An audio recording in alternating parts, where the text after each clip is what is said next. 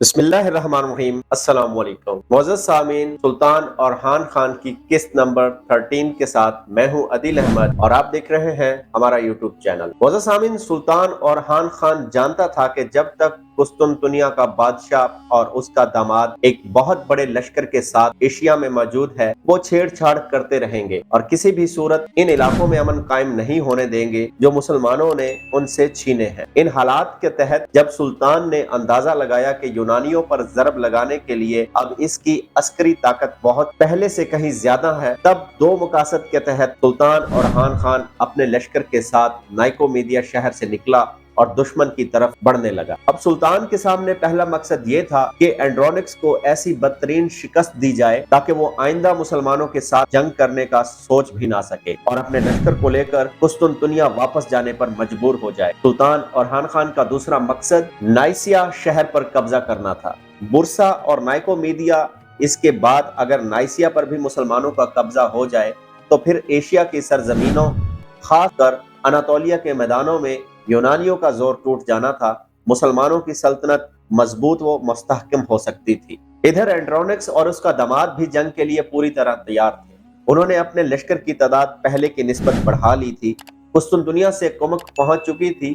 Europe کے دوسرے ممالک سے بھی بے شمار رضاکار آ کر اس لشکر میں شامل ہو چکے تھے۔ دونوں سسر اور داماد یہ امید لگائے بیٹھے تھے کہ جو جنگ اب مسلمانوں کے خلاف ہوگی، اس میں وہ مسلمانوں سے اپنی گزشتہ شکستوں کا انتقام لے سکیں گے۔ اینڈرونکس اور روجر دونوں بہت ہی مطمئن اور پر اعتماد تھے، اس کے لیے کہ یورپ سے آنے والے رضاکاروں نے انہیں یقین دلایا تھا کہ ہر صورت میں وہ مسلمانوں سے انتقام لے کر ایشیا میں جو یونانیوں کے شہروں پر مسلمانوں نے قبضہ کر لیا ہے، اسے وہ واپس لیں گے۔ اسی بنا پر سلطان اورحان خان اپنے لشکر کے ساتھ جب نائسا کے قریب اینڈرونکس کے لشکر کے سامنے آیا، تب اینڈرونکس اور روجر دونوں نے انتظار نہیں کیا، بلکہ مسلمانوں کے پہنچنے کے ساتھ ہی انہوں نے جنگ کی ابتدا کرنے کے لیے طبل بجوا دیے تھے۔ اینڈرونکس نے اپنے لشکر کی ترتیب وہی رکھی جو پہلے تھی۔ دوسری جانب سلطان اورحان خان نے بھی اپنی جنگی ترتیب پہلے جیسی ہی رہنے دی۔ دونوں جب اپنی صفیں درست کر چکے تھے، تب جنگ کی ابتدا اینڈرونکس کی طرف سے ہوئی اور وہ اپنے پورے لشکر کے ساتھ خون کے پیاسے، حد درجہ خون خوار وحشیوں اور کالی رات کے مردہ سمندروں میں بے مہر بے مہار جذبوں کی طرح مسلمانوں پر حملہ آور ہو گیا تھا۔ اینڈرونکس کے لشکریوں اور یورپ سے آنے والے رضاکاروں کے ان حملوں میں خوفناکیوں سے بھری مکار اور زہر بھرے زخموں جیسی خشونت آمیزیاں تھیں۔ مسلمانوں نے بھی اپنا رنگ دکھانے میں زیادہ تاخیر سے کام نہ لیا۔ پہلے انہوں نے دشمن کے حملوں کو روکا، پھر اپنے دفاع کو مضبوط کیا۔ اس کے بعد جب سلطان اورحان خان شاہین اور سلیمان کی سرکردگی میں مسلمان لشکری دفاع سے نکل کر جاہریت پر اترے، تب وہ بھی اہل یورپ پر خاک و خون میں نہلاتے آگ، خوفناک دھاروں، گردش دوراں کے تیور بدل دینے والے درد کے فاصلوں اور کرب کی تشنگی کی طرح ضربیں لگانے لگے تھے۔ اب میدان جنگ میں یہاں اینڈرونکس کے لشکری خون پیتے، دونوں ہڈیاں چبانے والی راتوں کا دوغلی ہواؤں کی طرح اپنا مقصد حاصل کرنے کی کوشش کر رہے تھے۔ وہاں خورشید باکف اور انجم نگاہ مسلمان مجاہد بھی اجالوں کے سرور اور ان گنت شعلوں کے رقص کی طرح اپنا کام شروع کر چکے۔ دونوں طرف سے یہ کوشش ہونے لگی تھی کہ دشمن کی شکست اور اپنی فتح کو یقینی بنایا جائے۔ جس وقت جنگ اپنے عروج پر تھی تو انتیشا کو حاصل کرنے کے لیے روجر نے موگی قوم کے وحشیوں پر جو دستے مقرر کیے تھے، وہ ایک لمبا کعوہ کاٹتے ہوئے مسلمانوں کے پڑاؤ کی طرف آئے تھے۔ جس وقت دونوں لشکری بری طرح ایک دوسرے سے الجھے ہوئے تھے، وہ وحشی دستے مسلمانوں کے پڑاؤ میں داخل ہوئے۔ انہوں نے دیکھا کہ پڑاؤ کے اندر ویرانی اور ہو کا عالم تھا۔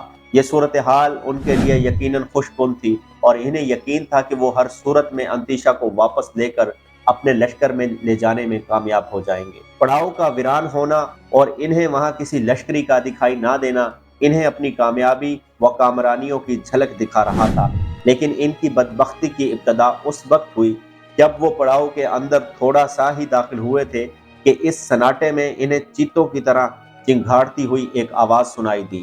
کسی نے انہیں مخاطب کرتے ہوئے کہا تھا، آداب سے بیگانہ وحشیوں، جہاں ہو وہیں رک جاؤ۔ ایک قدم بھی آگے بڑھاؤگے تو تیروں سے چھلنی کر دیے جاؤ گے، اور تیر بھی ایسے جو زہر لگے ہوئے، پھر تم میں سے کوئی زندہ بچ کر لوٹ نہ سکے گا۔ موگیور قوم کے ان وحشیوں نے جب اپنے چاروں طرف نگاہ کی تو دنگ رہ گئے، کیونکہ اچانک مختلف خیموں سے نکل کر ان گنت مسلح جوان ان کا گھیراؤ کر چکے تھے۔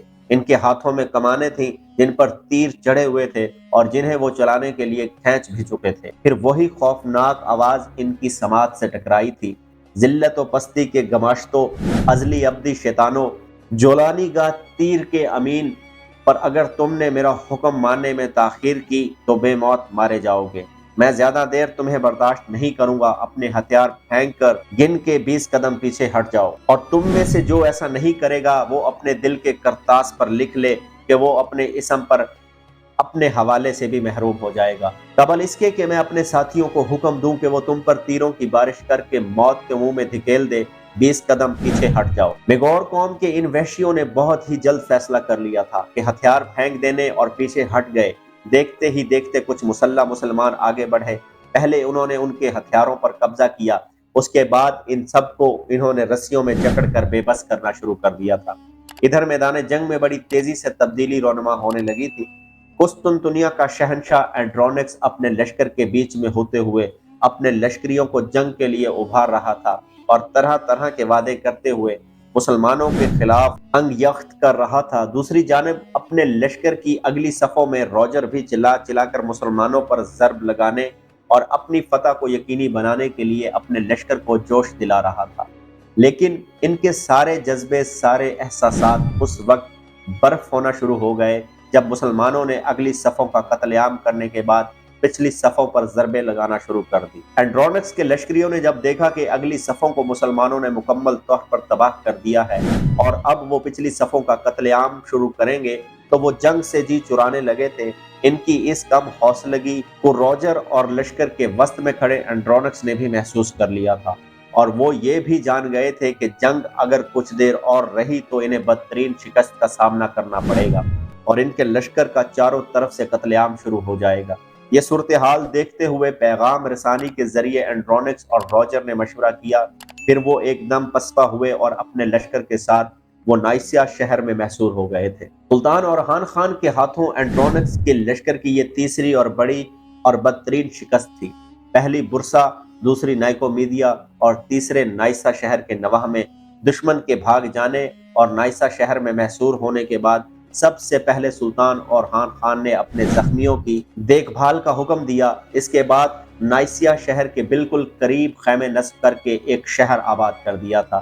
اس کام سے فارغ ہونے کے بعد شاہین اور سلیمان دونوں جب اپنے چھوٹے سالاروں کے ساتھ سلطان اورحان خان کے پاس آئے تو سلطان اورحان خان تھوڑی دیر تک مسکراتے ہوئے شاہین کی طرف دیکھتا رہا۔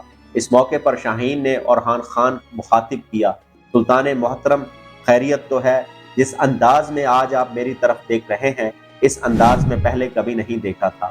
سلطان اورحان خان مسکرایا اور کہنے لگا، تمہاری طرف اس انداز میں دیکھنے کی وجہ یہ ہے کہ آج جنگ کے دوران تمہاری کارکردگی سب سے اچھی رہی ہے۔ جس طرح سے تم نے یورپ سے آنے والے وحشی روجر اور اس کے لشکر کو اپنے سامنے سے پسپا کیا اور ان کی اگلی صفوں کا خاتمہ کرتے ہوئے ان کے وسطی حصے کی طرف بڑھے، شاہین، اس کے لیے تمہیں جس قدر تعریف و توصیف کے قابل سمجھا جائے وہ کم ہے۔ دوسری بات جس کی وجہ سے میں نے تمہاری طرف غور سے دیکھا وہ اس لیے کہ مجھے ابھی خبر ہوئی ہے کہ دشمن کے کچھ دستوں نے جنگ کے دوران ہمارے پڑاؤ پر بھی حملہ آور ہو کر انتیشا کو لے جانے کی کوشش کی تھی، لیکن ان سب لوگوں کو گرفتار کر لیا گیا ہے۔ اس کی تفصیل تو میں بعد میں جانوں گا، پہلے جن کو گرفتار کیا گیا ہے انہیں میرے سامنے پیش کرو اور انتیشا کو بھی ساتھ لاؤ۔